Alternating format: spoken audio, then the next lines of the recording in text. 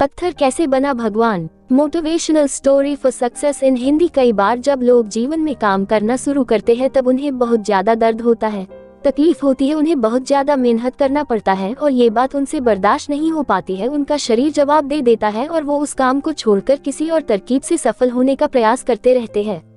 लेकिन याद रखिएगा, इस प्रकार से कोई भी व्यक्ति जीवन में सफल नहीं हो पाता है। याद रखिएगा कि सफलता का मार्ग मेहनत, दर्द और तकलीफ से होकर गुजरेगा और यह आपको सहना ही पड़ेगा, तो इसके लिए आप हमेशा तैयार रहिए।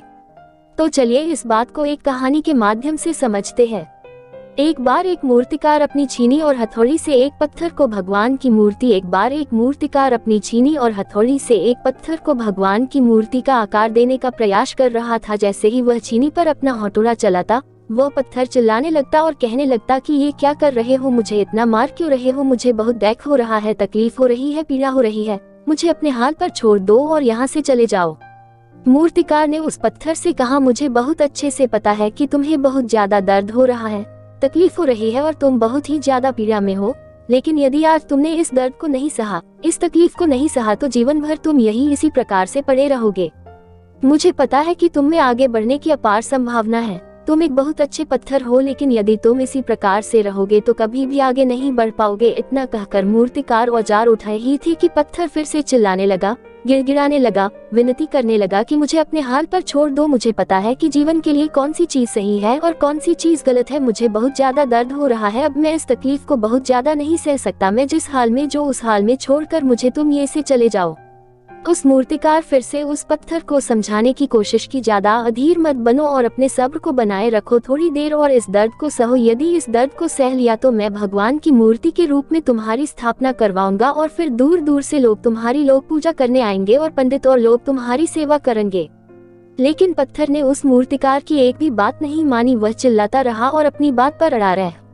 मूर्तिकार में उस पत्थर को समझाने की बहुत कोशिश की, लेकिन वो पत्थर नहीं माना। अब मूर्तिकार भी थक चुका था और वो उस पत्थर को छोड़कर आगे बढ़ गया और थोड़ी ही दूर जाकर देखा कि एक और बहुत ही अच्छा पत्थर वो पड़ा हुआ है। उसने छीनी और हथौड़ी उठाए और उस पत्थर को मूर्ति बनाने के लिए वो तैयार हो गया।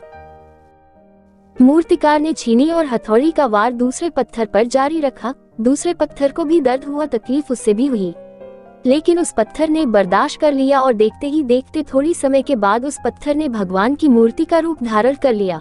थोड़ी दिन बाद उस मूर्ति की एक मंदिर में स्थापना हो गई। धीरे धीरे करके लोग वह पूजा पाठ करने आने लगे, लोगों की मन्नतें वहां से पूरी होने लगी और वह मंदिर बहुत ही ज्यादा प्रसिद्ध हो गया।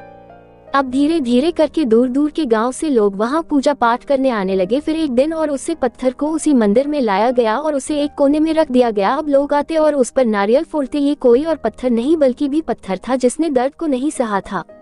अब वो पत्थर मन ही मन बहुत ज्यादा पछता रहा था, दुखी हो रहा था और अपने आप से कह रहा था कि काश मैंने उस दिन उस दर्द को, उस तकलीफ को सह लिया होता तो आज लोग मेरी भी पूजा करते।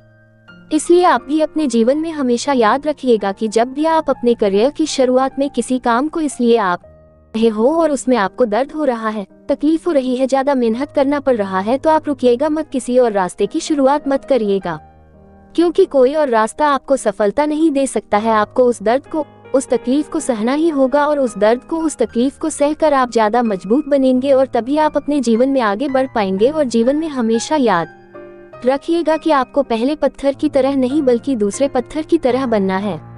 यदि ये कहानी आपको पसंद आई हो और इससे कोई सीख मिली हो तो अपने दोस्तों और अन्य लोगों के साथ शेयर जरूर करिएगा।